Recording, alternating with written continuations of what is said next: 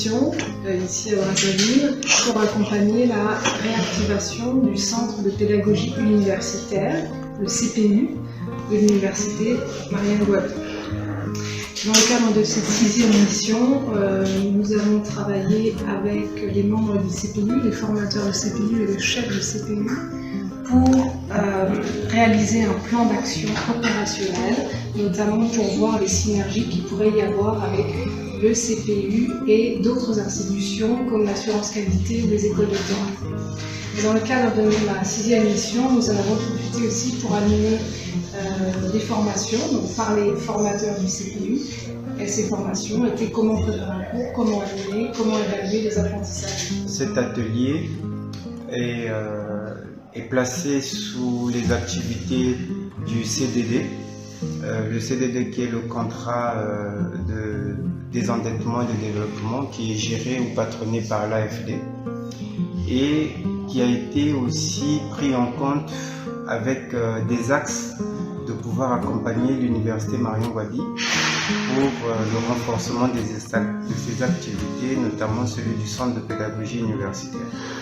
Alors je suis responsable, sinon le chef du Centre de pédagogie universitaire et il m'était donc donné l'occasion de recevoir une experte désignée par l'Expertise France pour pouvoir accompagner mes collègues à un renforcement de capacité. Et donc pendant 3 jours, nous avons fait un atelier nommé appui à l'animation pédagogique. Là-dedans, les collègues devaient pouvoir être sensibilisés sur la préparation, l'animation et l'évaluation, avec en prenant en compte les nouveaux aspects, les techniques et les outils actualisés dans le domaine de la pédagogie. Alors, c'est vrai que l'université est en ce temps de crise, mais nous avons tout autant nommé la participation effective de 10 établissements sur les 11 de l'université Marianne-Guaby. Si on arrive à mener cette première cohorte d'enseignants dans leur perfectionnement en activité, nous sommes en train de voir des jours meilleurs pour notre institution.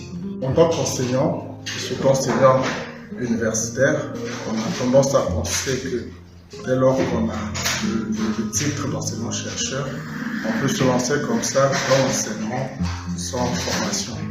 Je trouve que cette formation vient à point nommé pour nous rappeler, puisque nous sommes déjà dans le métier, nous rappeler certains principes de base que nous, en tant qu'enseignants, qu'on doit s'approprier pour donner le meilleur de nous-mêmes et pour améliorer notre façon de dispenser les cours. Donc, c'était une très bonne formation et nous avons beaucoup appris, nous avons renforcé notre façon, comme j'ai dit au début, de présenter le cours, sur la manière de concevoir un bon objectif, comment faire que les activités que nous proposons, que l'étudiant soit au centre de ces activités-là pour voir des éléments pour construire sa compétence. Parce qu'au finish, nous enseignons ou nous formons pour que ces étudiants-là aient des connaissances et des compétences pour pouvoir plus tard les utiliser dans leur vie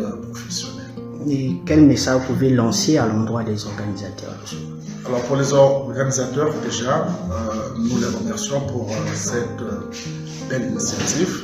Et je pense que c'est des formations qu'on devrait organiser régulièrement.